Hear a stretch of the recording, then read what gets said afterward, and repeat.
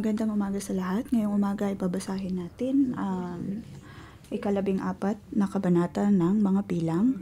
Ang magbabahagi ng salita ay si Pastor Jason. Nabasa natin kahapon kung paano ang mga espiya ay nagpunta sa Kanaan.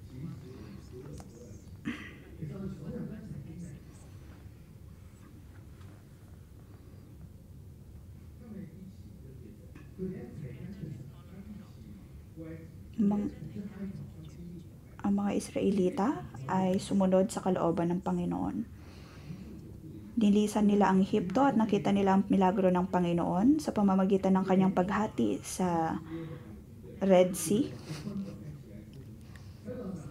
Nakita nila ang paggabay ng Panginoon sa pamamagitan ng ulap at ng apoy.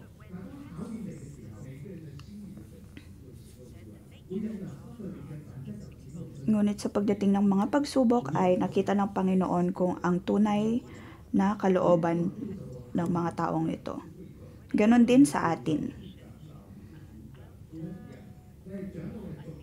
Parte man tayo ng kongregasyon o kaya'y leader, ay makikita ng Panginoon ang pinakakalooban natin. Kailangan nating tumugon at kailangan nating dumaan sa ganitong mga pagsubok. Kailangan nating pumunta sa mga ganitong pagsusulit bilang parte ng ating pagsunod sa Panginoon. Sa ating pagsunod sa Panginoon ay kailangan nating harapin ang ating mga takot. Ito ang pamagat ng kabanatang ito. Unang talata mula verse 1 hanggang 10.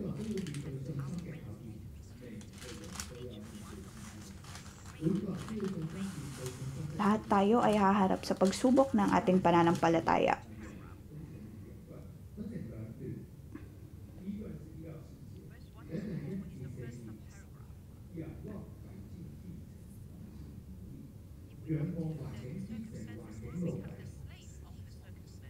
Mula verse 1 to 4, mahihinuhan natin dito na kung tayo'y higit na nakatingin sa mga pagsubok, ay lalo lamang tayong manlulumo.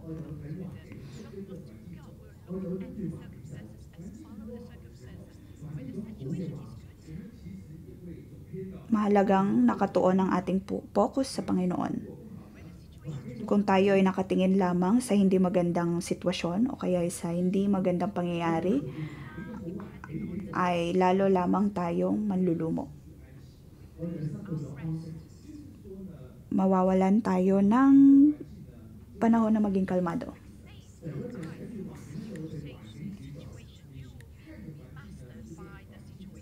Kung higit tayo nakatingin sa sitwasyon, ay lalo lamang tayo nitong makokontrol at magiging alipin nito.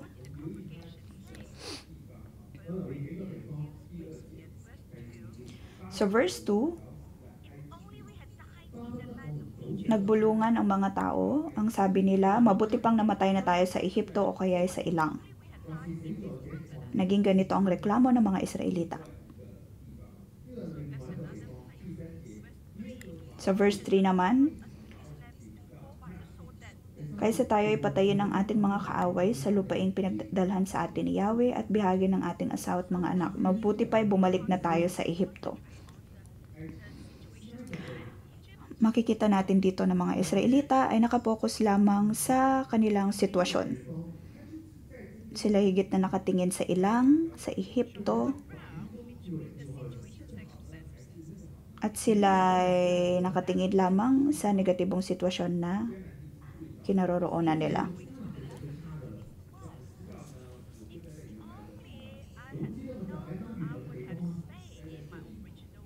Nasa pag-iisip nila na mas maigi na lang na manatili sila sa Ehipto kaysa pumunta sa Kanaan. Naroon ang pagrereklamo nila na kung sila pupunta sa Kanaan ay mamamatay lang din naman sila. Sana'y nanatili na lamang sila sa Ehipto at doon namatay.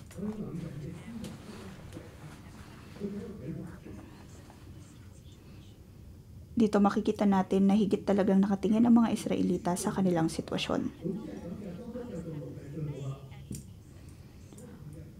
Kung ganito lang din naman ang aming kahihinatnan, mas mabuti na lang na kami manatiling alipin sa Ehipto. Bakit kami kailangang dalhin ng Panginoon sa lupaing ito? Ganito ang pagrereklamo ng mga Israelita.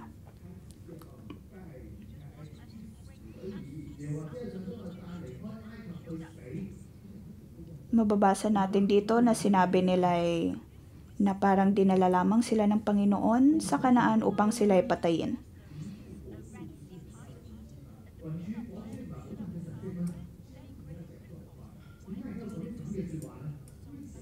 Sa ganitong mga sinasabi nila ay parang hindi sila naging masaya sa milagrong ipinakita ng Panginoon mula nang sila ay umalis sa Ehipto.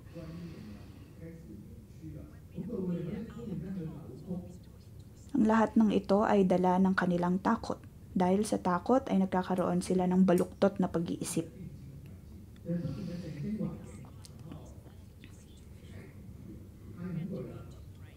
Masyado silang takot.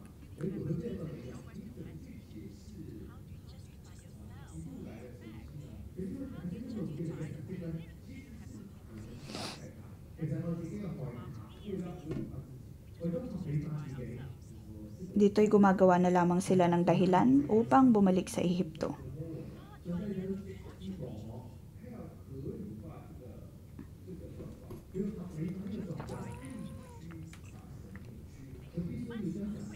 Sa kanilang pagrereklamo ay naging baluktot na ang kanilang pag-iisip at binaluktot din ang kanilang ideya pagdating sa Panginoon.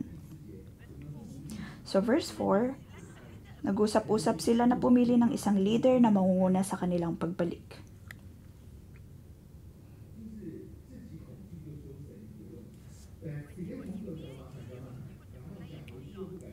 Kung ang isang tao ay puno ng takot, naroon ang pagtuturo lamang sa Panginoon. Pagtuturo o pagsisisi lamang sa Panginoon. Dito'y nagsimulang mag-isip ang mga Israelita na magkaroon ng taong mamumuno sa kanila pabalik sa Ehipto. Makikita natin dito ang rebelyon ng mga Israelita.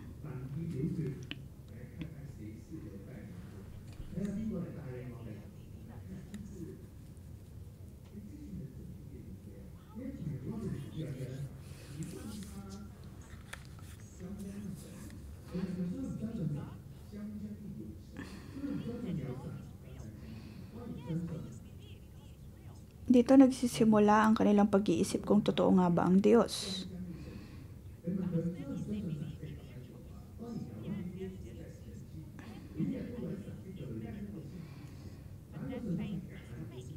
Araw-araw silang nakakaranas ng pagmimilagro ng Panginoon, ngunit ang kanilang pananampalataya ay hindi totoo. Sa realidad ay hindi sila nagtitiwala sa Panginoon.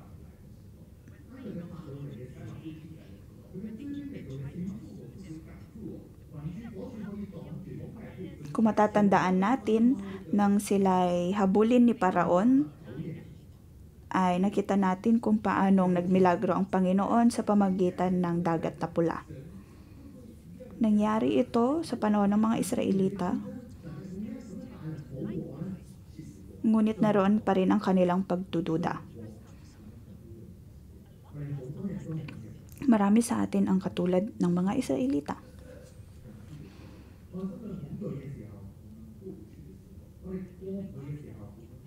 Nang dahil sa takot na mayroon tayo ay nagsisimula tayong magreklamo sa Panginoon. Nandun ang pagsisisi natin na mali ang otoridad na ibinigay mo sa akin. Itong leader na ibinigay mo ay matakaw sa pera. Itong leader na ito ay ayaw ng mga taong ayaw makinig sa iba. Dahil sa takot na mayroon tayo ay gumagawa tayo ng mga pagrereklamo o kaya paninisi sa ibang tao.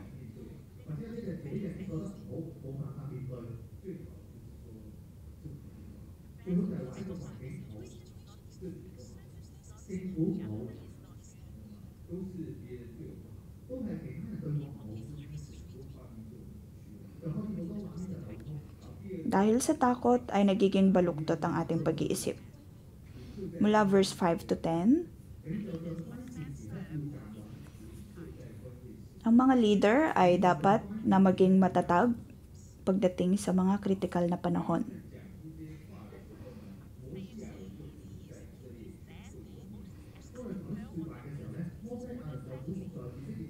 Sina Moses at Aaron ay nagpatira pa na nakikita ng buong bayan. Sila ay nagpakumbaba.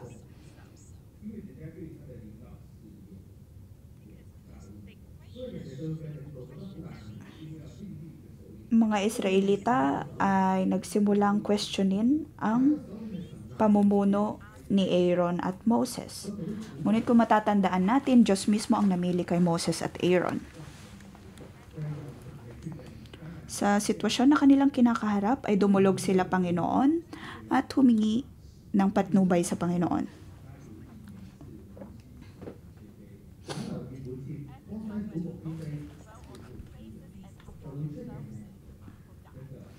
Sa tuwing nagpapatira pa si Moses, kung matatandaan natin, ay laging merong namamatay.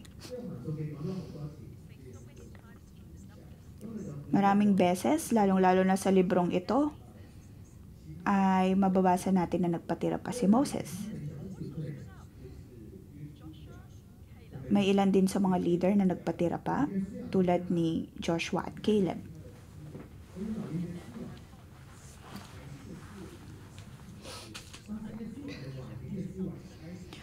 Kung ang mga kongregasyon ay nakapokus lamang sa kanilang sitwasyon, sa negatibong perspektibo ng kanilang sitwasyon, pagdating naman sa mga leader,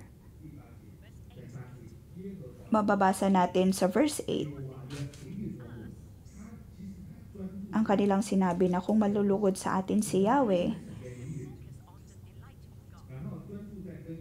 nagpapakita lamang ito na ang kanilang focus ay ang pagsunod sa Panginoon. Sabi sa verse 9, huwag lamang kayong magkimagsik laban sa Kanya.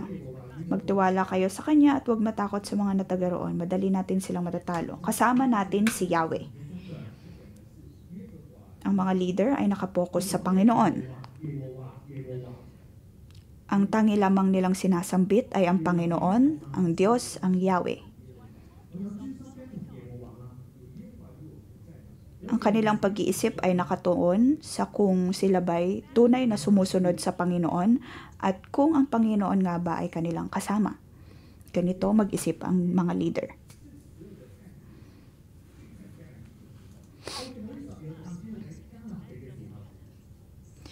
Nang magpunta ang 12 espiya sa lupain ng Kanaan,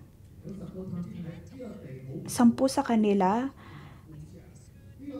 ay nakatingin lamang sa physical na aspeto.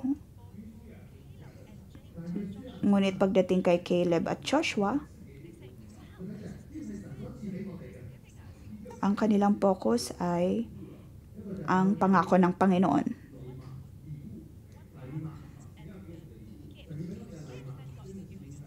Ang isang parte ay nakatingin lamang sa material na bagay, nakatingin lamang sa kanilang makukuha sa lugar na iyon tulad ng mga pagkain.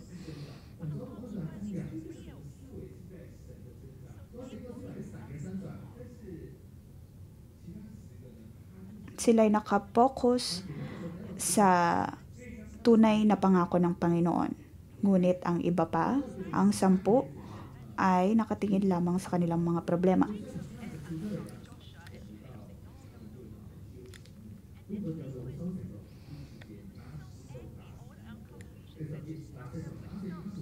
Nang marinig ito ng mga iba pang mga Israelita ay nagalit sila.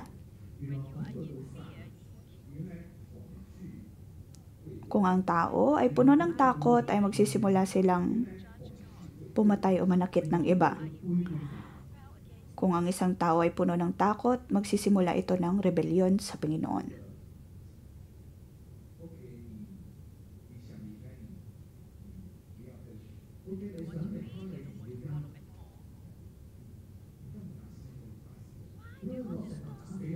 Naroon ang pag-iisip na sana ikaw na lang ang mamuno at ayaw ng sumunod.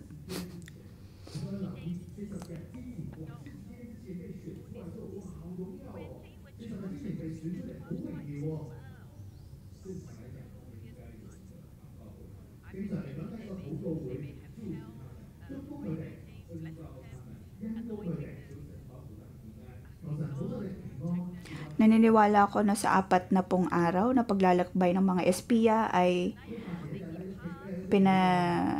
ipinanalangin sila ng buong kongregasyon ng Israel.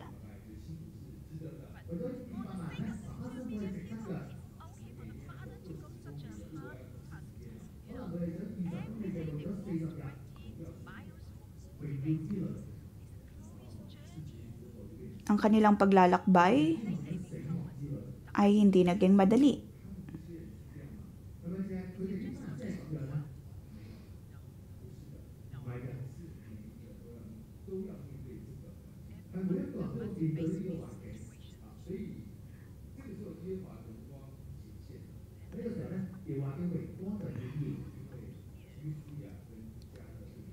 Sa chapter na ito, makikita natin ang pagpapakita ni Yahweh. Makikita natin ang kabutihan ni Yahweh.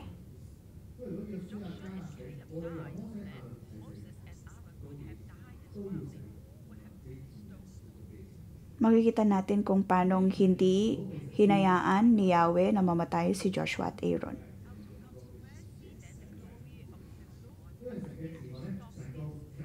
Dahil sa kabutihan ng Panginoon ay naisalba ang buhay ni Joshua at Aaron. Sa ikalawang talata, verse 11 hanggang 25,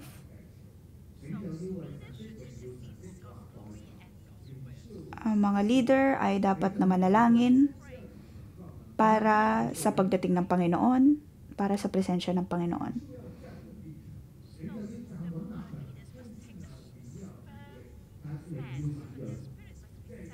Ang mga leader ay dapat na magkaroon ng matatag na katayuan at mahalaga din na mayroon silang connection sa Panginoon sa pamamagitan ng pananalangin.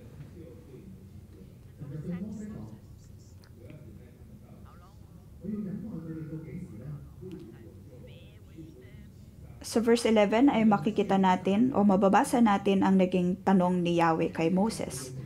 Hanggang kailan ako hamakin ng mga taong ito? Kailan pa sila maniniwala sa akin samantalang nasaksihan naman nilang lahat ang mga himalang ginawa ko para sa kanila?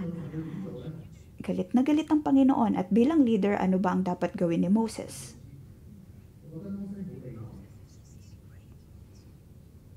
Mapapansin kong napakagaling ni Moses.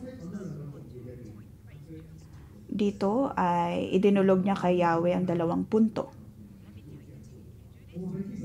Sinabi niya na kung gagawin ito ni Yahweh or kung hahamakin ni Yahweh ang mga Israelita, makikita ng mga taga-Ehipto at ng mga taga-Kanaan na hindi ganun kadakila ang Panginoon.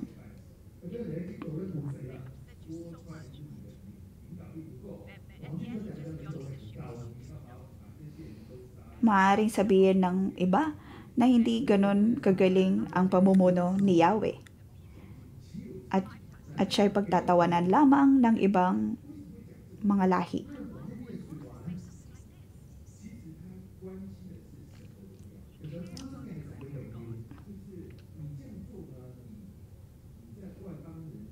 Kung bakit ito nasabi ni Moses, ito ay dahil nais niyang bigyan ng papuri ang Panginoon. Ang kanyang iniisip ay ang papuri na maaaring matanggap ng Panginoon.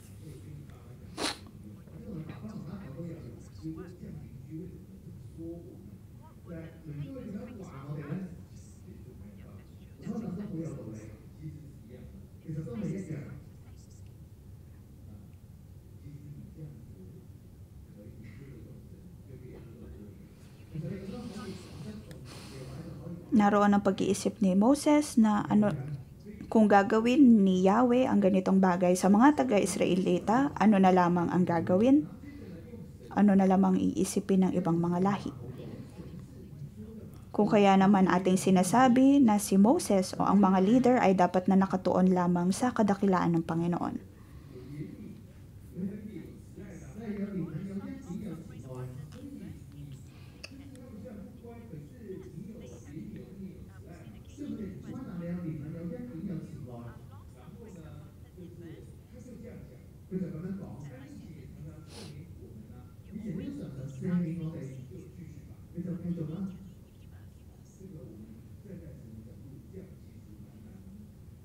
Sa verse 17 to 18, sinabi ni Moses, isinasamo kong minsan na inyong ipakita ang inyong kapangyarihan tulad ng sinabi ninyo nung una. Si Yahweh ay hindi madaling magalit, mahabagin, at handang magpatawad.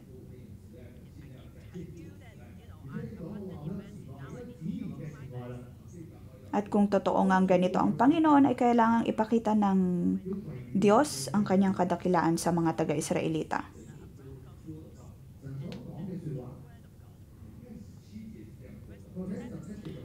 Sa verse 17, mababasa natin dito ang naging panalangin ni Moses.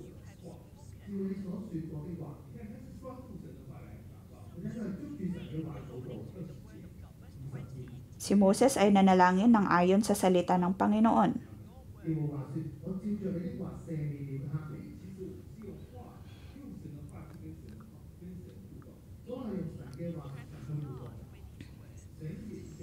Sa ating interaksyon sa Panginoon, mahalaga na tayo'y magkaroon ay mahalagang gamitin natin ang mismong salita ng Panginoon.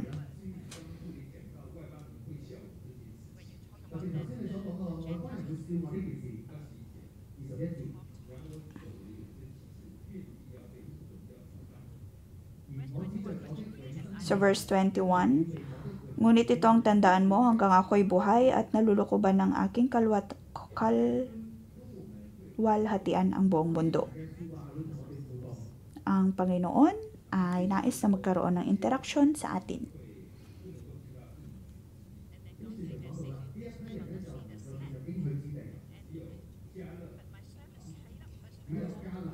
At sinabi niya sa verse 24, ngunit si Caleb ng aking lingkod ay naiba sa kanila, sumunod siya sa akin ng buong katapatan, kaya makakapasok siya sa lupain iyon, pati ang kanyang angkan.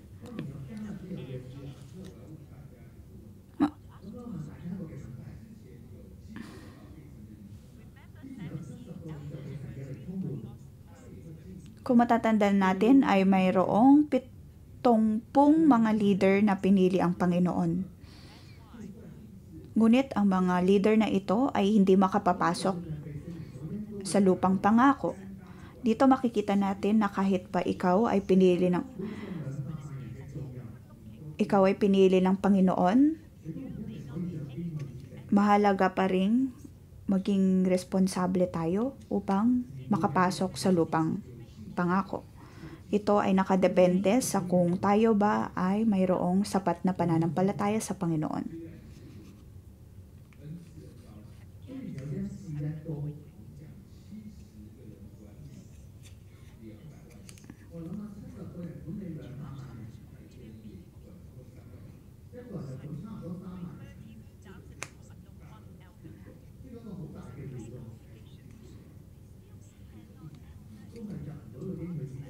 Nakita natin na ang 70 leader na ito ay hindi pa rin nakapasok sa lupang pangako.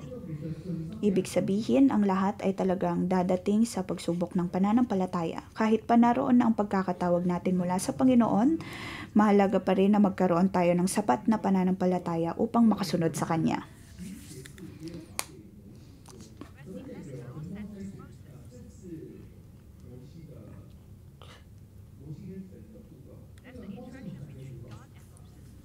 Sa verse 11, makikita natin ang interaksyon sa pagitan ni Yahweh at ni Moses. Sinabi ni Yahweh ang kanyang pakiramdam at sinagot naman siya ni Moses.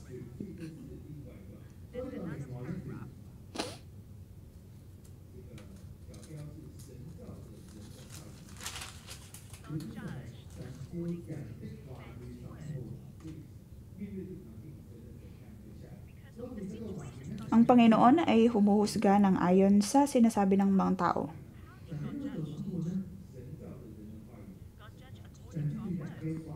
Siya ay humuhusga ng ayon sa kung anong sinasabi ng tao.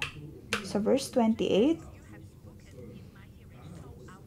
sabihin ninyo sa kanila na itong pinapasabi ko, habang buhay akong si Yahweh, gagawin ko sa inyong narinig kung gusto ninyong mangyari.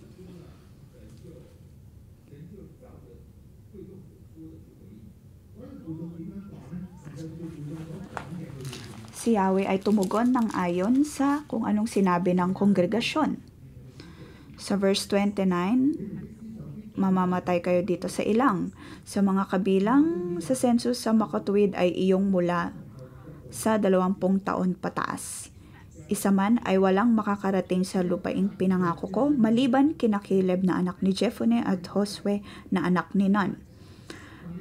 31, ang makakarating lamang doon ay ang inyong mga anak na sinasabi ninyong mabibihag ng kaaway. Sila ang maninirahan doon. Ngunit mamamatay kayo dito sa ilang. Ang mga anak ninyo ay magpapalaboy-laboy rito sa loob ng 40 taon hanggang hindi kayo na mamatay lahat. Ito ang kabayaran ng inyong hindi pagsasampalataya.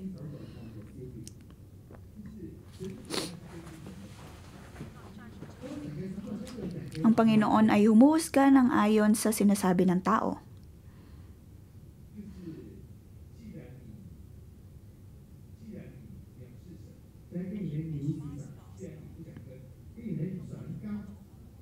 Sa ating hindi pagsunod sa Panginoon,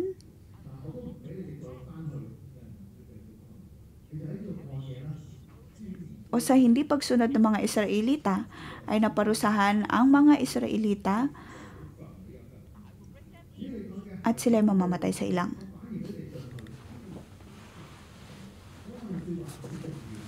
At ang bawat nating sinasambit ay napaka-importante at napaka-kritikal. Ang Panginoon ay tutugon ng ayon sa kung anong lumalabas sa ating bibig.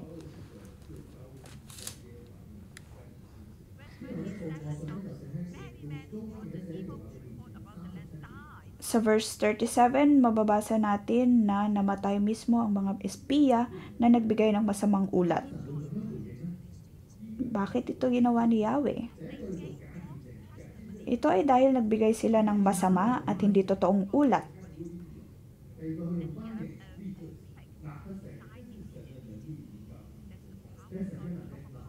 Sila ay nilipol ni Yahweh sa pamamagitan ng salot.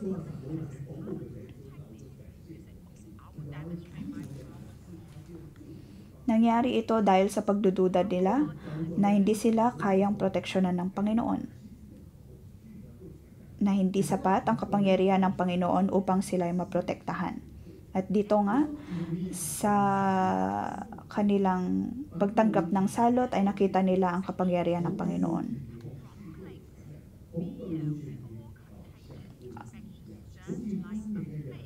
Ang pagkakaroon ng takot, ang pagkakaroon ng pagrereklamo at rebelyon ay katulad ng salot na nakakahawa. Kailangan nating proteksyonan ang ating mga puso. Kailangan nating siyasatin ang ating mga puso. Huwag dapat tayong magpapalinlang o sasama sa mga ganitong negatibong tao. Maaring 50% lamang silang negatibo, ngunit sa ating pakikinig sa kanila ay maaari tayong maging tulad nila.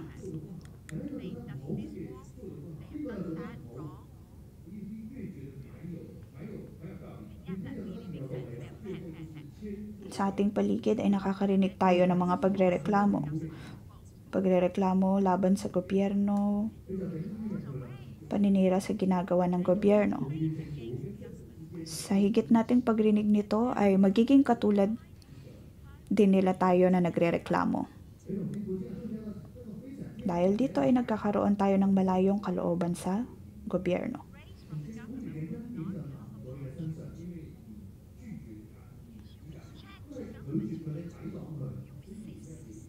Sa paggawa natin ito, maaaring lumayo o maaaring hindi natin matanggap ang benepisyo ng pagkakaroon ng gobyerno.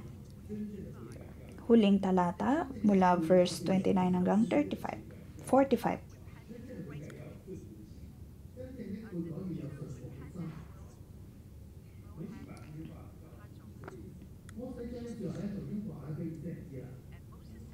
Ang tunay na pagpapakumbaba ay tunay na pagsunod.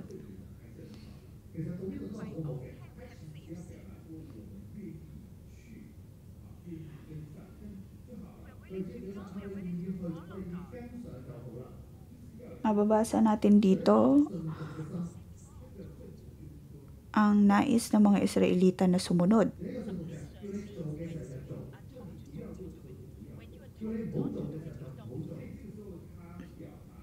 Ang tunay na pagsunod ay ang pagsunod sa kalooban ng Panginoon.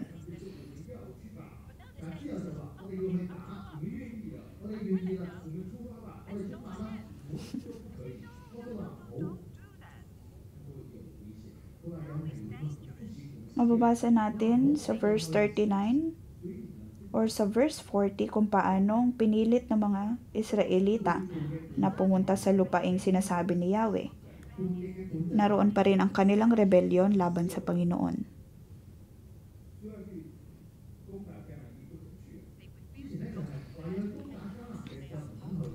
Nung unay, sinasabihan sila ng Panginoon na pumunta sa Kanaan, ngunit ayaw nila. Ngayon ay gusto na nilang pumunta, ngunit sinasabi ni Moses na wag dahil ito ay delikado. At imbes na sumunod, ay lalo lamang silang nagpupumilit. Lais nilang gumawa ng kanilang sariling pagkilos.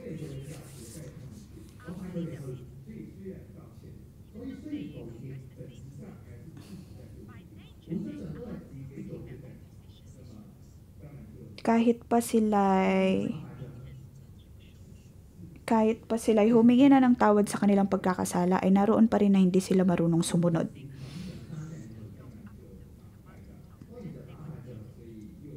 Sa verse 44, nakikita natin kung paanong nagpatuloy pa rin ang mga Israelita.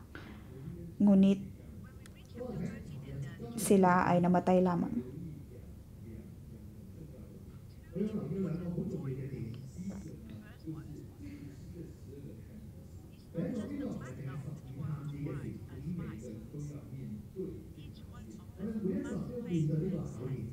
Dito makikita natin na hindi lamang ang 12 espiya ang kailangang makaranas ng pagsubok ng pananampalataya, ngunit naroon na ang lahat, mapakongregasyon man o leader, ay kailangang dumaan sa pagsusulit ng pananampalataya.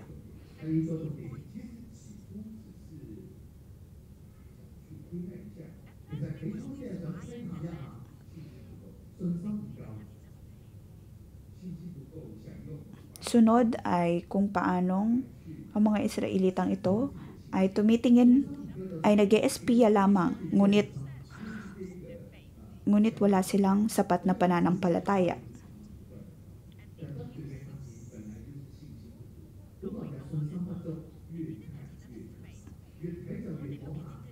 Hindi sapat ang kanilang pananampalataya kung kaya naman puno sila ng takot.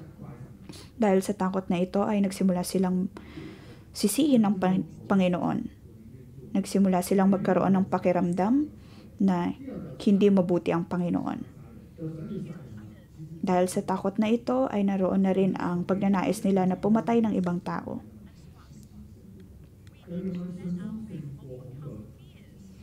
Dito mahihinuha natin na kailangan natin magkaroon ng sapat na pananampalataya upang mawala ang bawat takot sa ating puso. Naway tulungan tayo ng Panginoon sa ganitong aspeto ng ating buhay.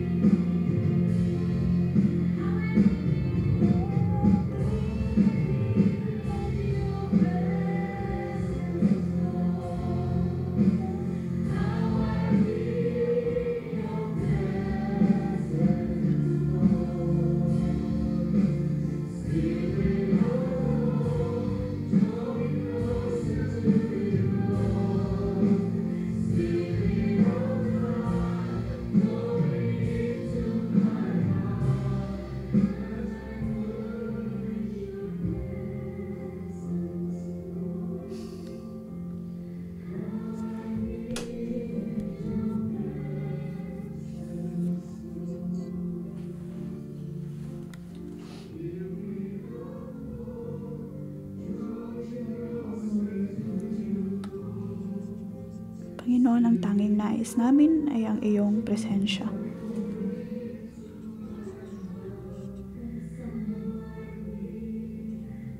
Nais naming tumulog sa iyo.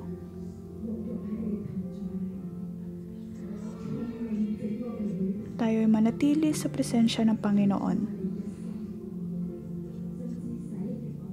Naway iyong punan ang aming mga puso at patuloy na pakalinisan ang aming puso sa pamamagitan ng iyong presensya.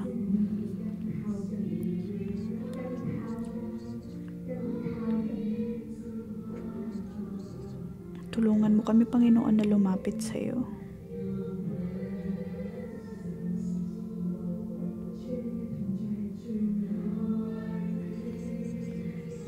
Ang iyong presensya ang pinakamainam at pinakamaganda sa lahat.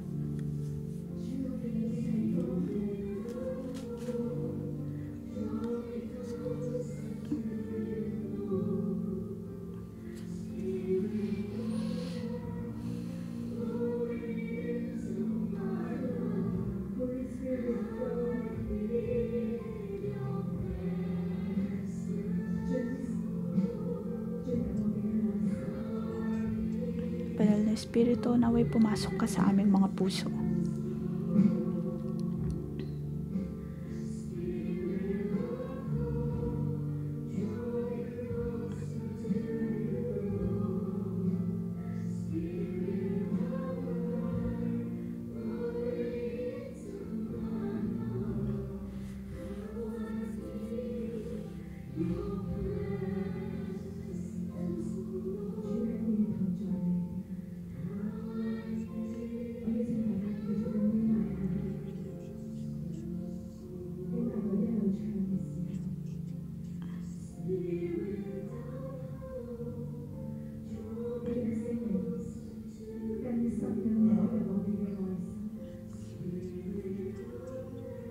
Ating damhin ang presensya ng Panginoon at hayaan nating pumasok ang banal na Espiritu sa ating mga puso.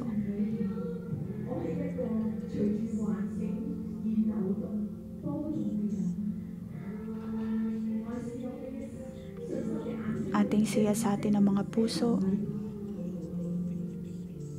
at tignan kung higit ba tayo nakatingin sa ating mga sitwasyon o pinipili nating mag-focus sa Panginoon.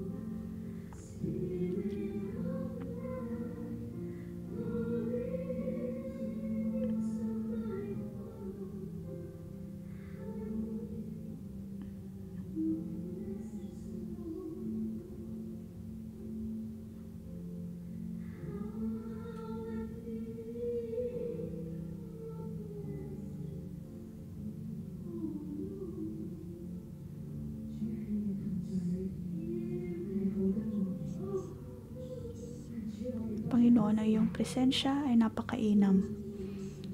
Ngunit ngayon, kami ay humihingi ng tawad sa mga panahong higit kaming naapektuhan ng aming mga naririnig sa paligid. Sa mga panahon na labis kaming nanlulumo dahil sa mga sitwasyon na mayroon kami at dahil sa takot na mayroon kami. Panginoon, hayaan mong kami ay dumulog sa iyong presensya. Sa iyong presensya lamang namin natatanggap ang kalakasan na kailangan namin. Tayo ay mag-focus sa Panginoon. Tingnan natin ang kadakilaan at kalakasan ng Panginoon.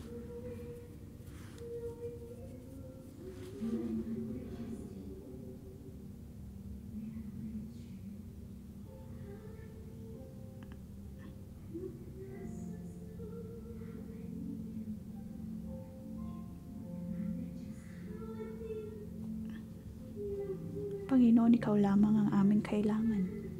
Ang iyong presensya lamang ang siyang aming kailangan.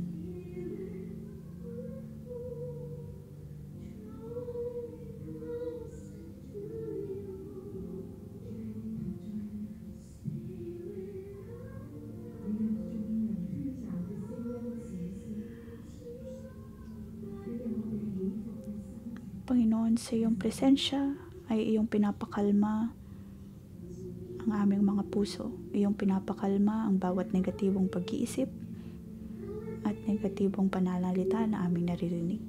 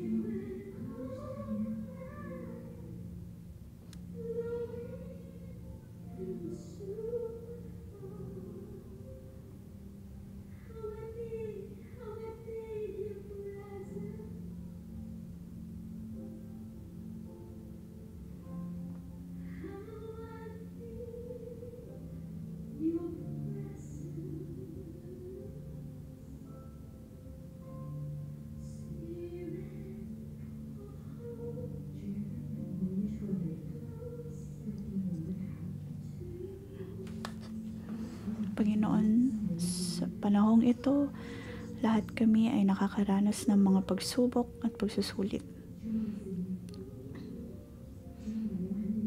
Sa aming pagharap ng mga ito, kami ay humihingi ng tawad.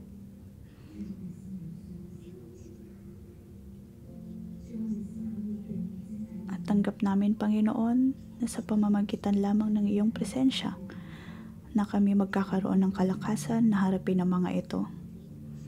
Tulungan mo kami, Panginoon, na sundin ka ng buong puso. Na kahit pa naririnig namin ang mga pagrereklamo at mga negatibong salita mula sa ibang tao, tulungan mo pa rin kami, Panginoon, na mag-focus lamang sa iyo at sumunod sa iyo.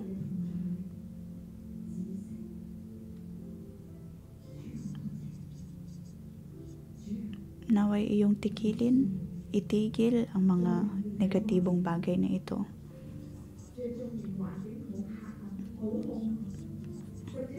Tulungan mo kami, O Diyos, na mag-focus lamang sa iyo. May mga pagkakataon na ang mga sitwasyon sa paligid ay hindi nagbabago at higit lamang na nagiging hindi maganda. Ngunit sa araw na ito, Panginoon, ay aming dinudulog ang aming mga sarili. At ang nais namin ay ang tumingin lamang sa iyo at sa iyong kabutihan.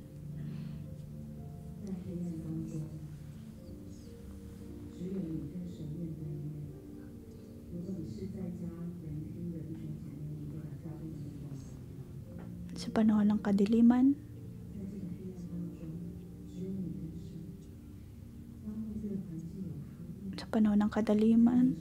tanging Diyos lamang ang siyang liwanag na kailangan natin.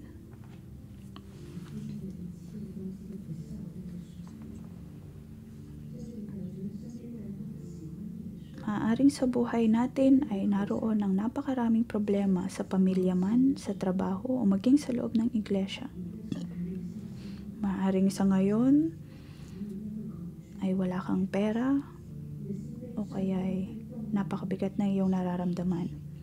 Ngunit sa pagkakataong ito, siyasatin mo ang iyong puso kung ikaw ba may sapat na pananampalataya sa Panginoon.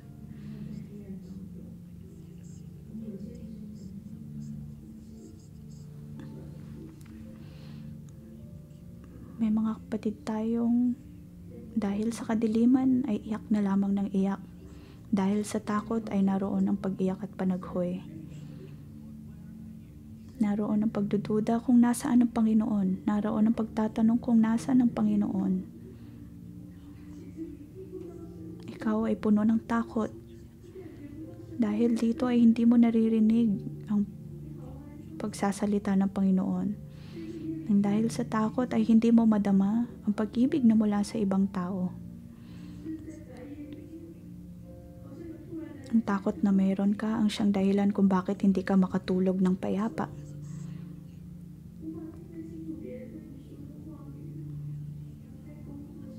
Nang dahil sa takot ay hindi mo naririnig ang sinasabi ng iba, sa trabaho man o maging sa loob ng pamilya. naroon ang baluktot na pag-iisip. At naroon ang pagdududa maging sa sarili. Naway siya sa atin ang ating mga puso. Manalangin ka. At sabihin mo sa Panginoon kung ano ang iyong kinakaharap. Sabihin mo sa Panginoon kung ano ang iyong kinakatakot. Sabihin mo sa Panginoon kung ano ang mga bagay na nagpapahina sa iyo ngayon.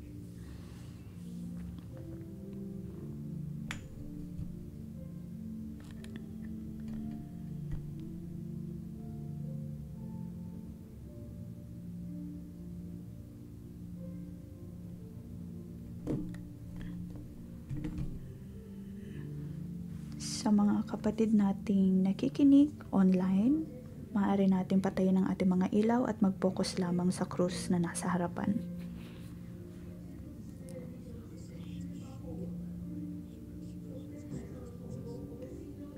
Sa mga kapatid natin na nakakaharap ng mga pagsubok, tumawag tayo sa Panginoon, dumulog tayo sa Panginoon at hingin ang kanyang kapangyarihan. Hingin ang kanyang patnubay at gabay.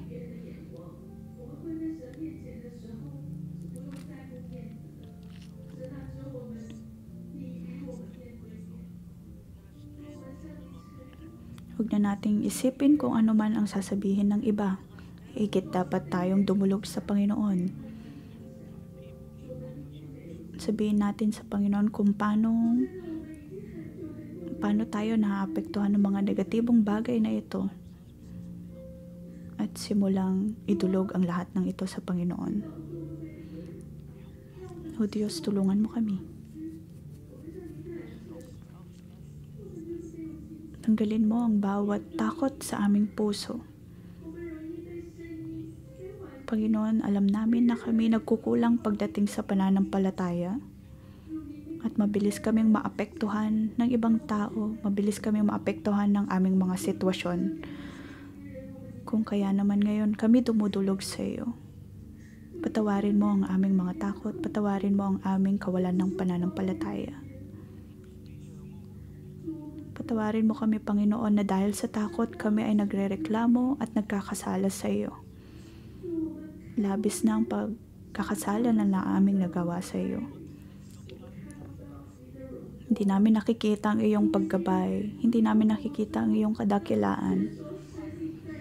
Kahit na nandoon na, Panginoon, ang mga senyales kung paano mo kami sinasamahan.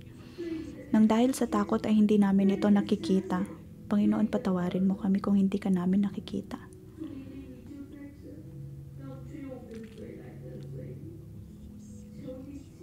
May mga pagkakataon na alam naming nandyan ka na, nariyan ang iyong presensya, ngunit patuloy pa rin kami sa pagkakasala. Patawarin mo kami sa aming pagrereklamo na aming sinasambit ng dahil sa takot na mayroon kami. Tulungan mo kami, Panginoon, na harapin ang bawat naming takot. Tulungan mo kami, Panginoon, na matanggal ang lahat ng takot na ito sa aming mga puso.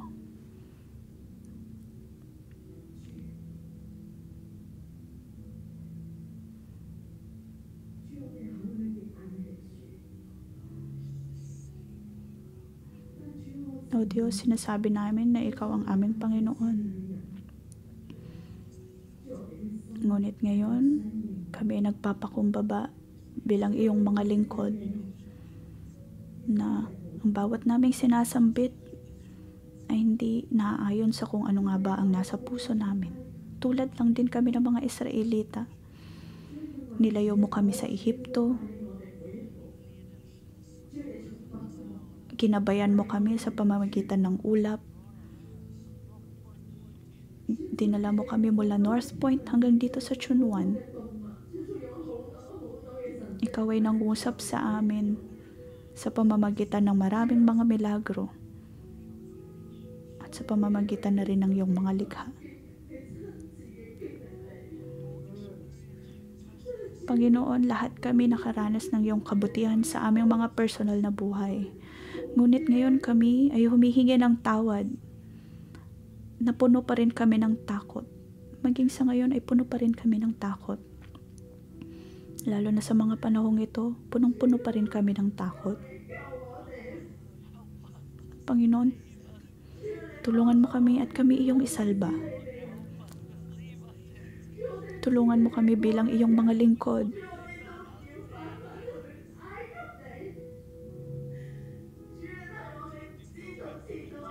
Panginoon, ayaw namin bumalik sa Ehipto. Panginoon, ayaw namin manatili sa ilang na ito.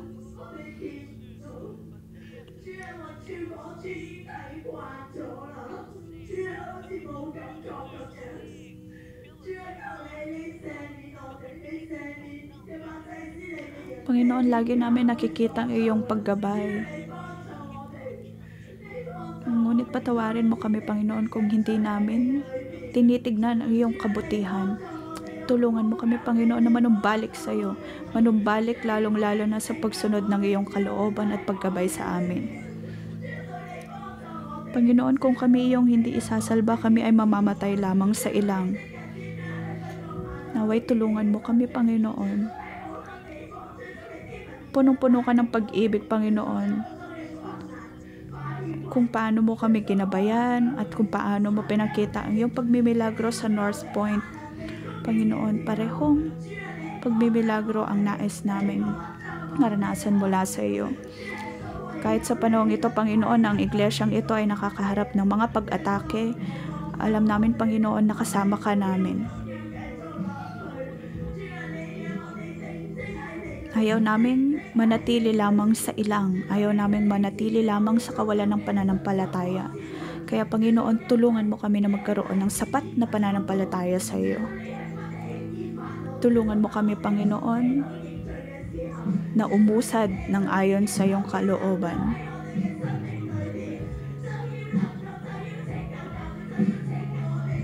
Panginoon, maraming salamat sa iyong pagsasalba, iyong isasalbang iglesyang ito, iyong isasalba ang buong kongregasyon na ito. Gamitin natin ang oras na ito na ipanalangin ang ating mga sarili, ipanalangin natin ang iglesyang ito. Ipanalangin natin ang mga lingkod sa simbahang ito, ipanalangin natin ang mga kapwa natin kapatiran, ipanalangin natin ang ating mga pastor.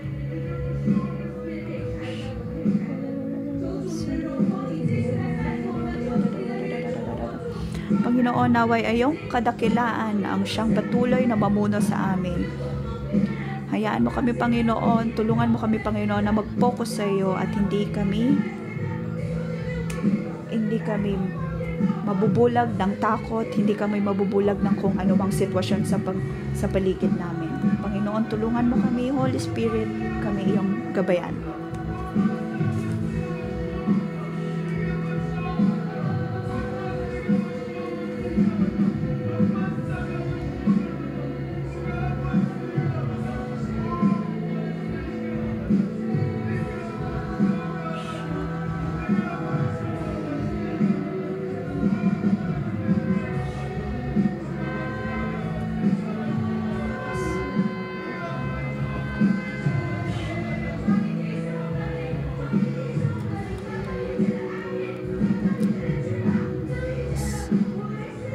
Panginoon, tanggalin mo ang bawat takot sa aming mga puso. Tanggalin mo ang kawalan ng pakiramdam. Tanggalin mo, Panginoon, ang bawat hindi magandang bagay, Panginoon, sa aming mga puso. Ipanalangin natin na makita lalo ang kadikalaan ng Panginoon sa ating mga buhay, kadikalaan ng Panginoon sa ating iglesia.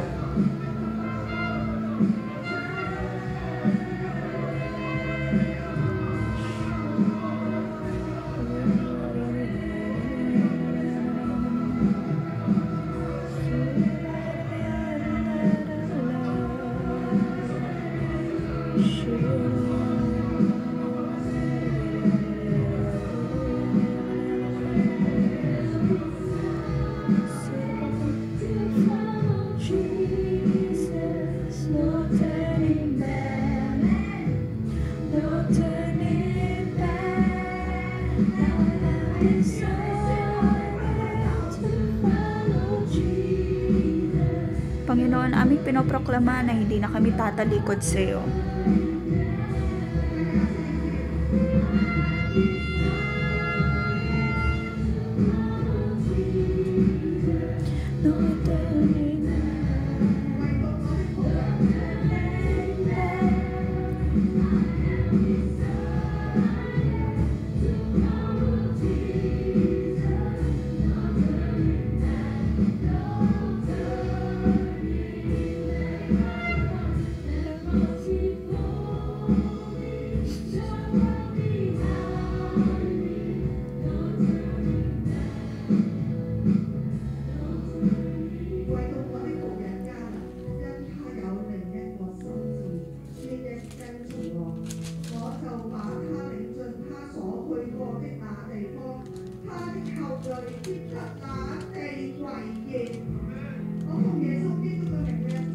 Sa verse 24, nakita natin ang pagpili ng Panginoon kay Caleb.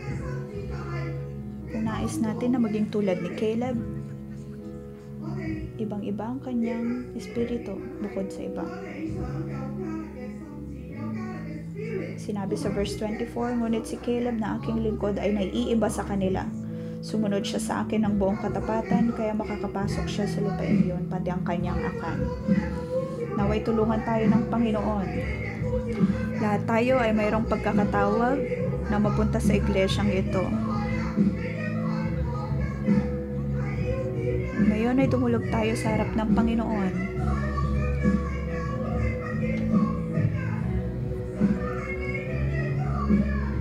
Lahat tayo ay nakatanggap ng pangungusap mula sa Panginoon.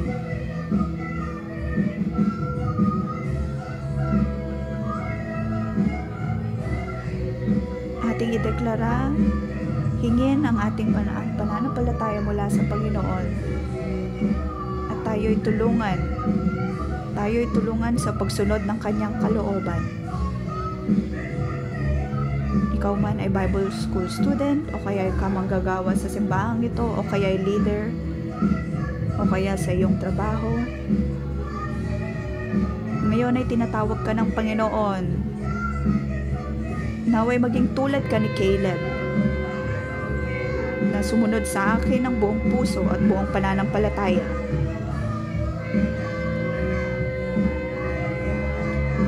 Sabihin mo sa Panginoon ang bawat iyong panalangin.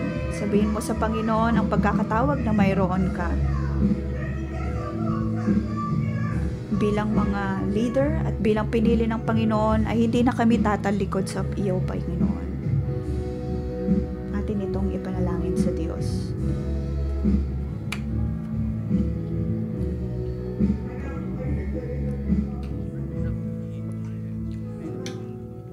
Tayo'y manalangin. Panginoon, maraming salamat. Binigyan mo ako ng pangako. Binigyan mo ako ng pagkakatawag. Dinala mo ako sa iglesyang ito. Panginoon, ako ay nangangako sa iyo na ikaw ay aking susundin sa aking buong buhay at hindi na ako tatalikod pa. Hindi na ako matatakot. Hindi ako mawawala ng pananampalataya. Panginoon, patawarin mo ako sa mga pagkakataon na nais kong lumisan dahil sa takot. Ngunit Panginoon, ikaw ay puno ng pag-ibig. Ikaw ay hindi nagagalit. Panginoon, bigyan mo ako ng naiibang espiritu.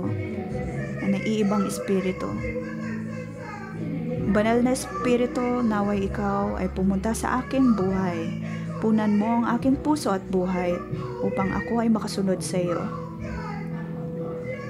Hindi na ako magrereklamo, hindi na ako matatakot. Panginoon, naway ibuhos mo ang iyong banal na espiritu sa aking buhay. Ibuhos mo ang iyong banal na espiritu sa aking puso. Tulungan mo ko, Panginoon, na panghawakan ang iyong mga pangako. Kahit ano pa mang pagkakatawag yan, Panginoon, sa loob ng iglesyang ito bilang pastor man, bilang leader. Tulungan mo kami, Panginoon, na sundin ka ng buong puso. Dinggin mo ang aming mga panalangin sa pangalan ni Jesus.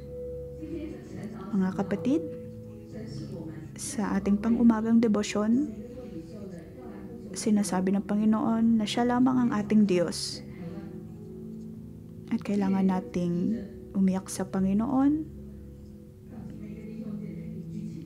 tingin ng kanyang kadakilaan. Sa araw na ito ay nagkaroon ng napakalakas na lindol sa Taiwan. Ito ay napakalakas na lindol at may mga gusali na bumagsak at ating ipanalangin ang Taiwan. Naway makilala ng Taiwan ang totoong Diyos at ating ipanalangin ang kapayapaan sa lugar ng Taiwan.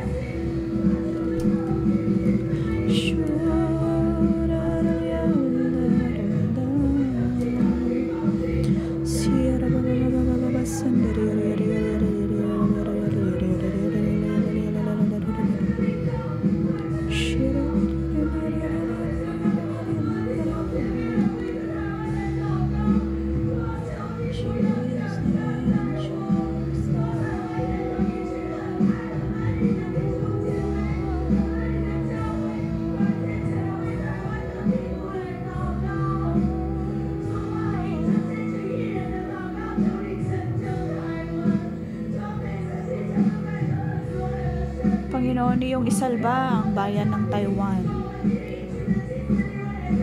Maraming pamilya, Panginoon, ang naapektuhan ng lindol na ito. Ngunit sa araw na ito, Panginoon, sa oras na ito ay aming ipinapanalangin ang kaligtasan ng Taiwan. Panginoon, ikaw ang siyang nagbibigay ng kapayapaan. Naway iyong ipadala ang iyong kapayapaan, Panginoon, sa bayan ng Taiwan. Panginoon, iyong itigil ang mga salot na ito, iyong itigil ang lindol na ito.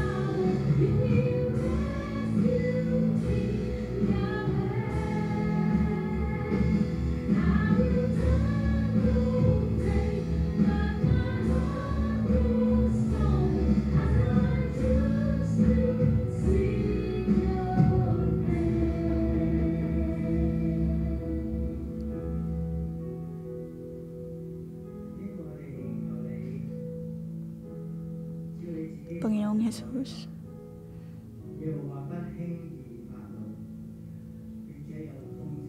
tulad ng iyong dineklara,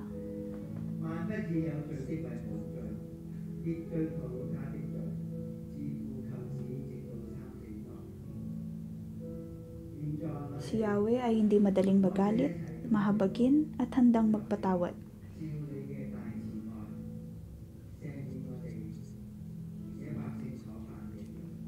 Naway manalangin tayo tulad ng panalangin ni Moses na tayo'y patawarin ng Panginoon nang ayon sa kanyang kabutihan.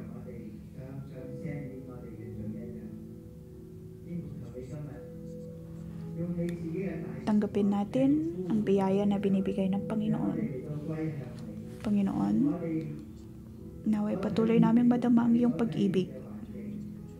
Tulungan mo kami, Panginoon, na manumbalik sa iyo. Tulungan mo kami, Panginoon, na talikuran ang bawat negatibong pag-iisip. Tulungan mo, Panginoon, na higit lamang na tumuon ng focus sa iyo.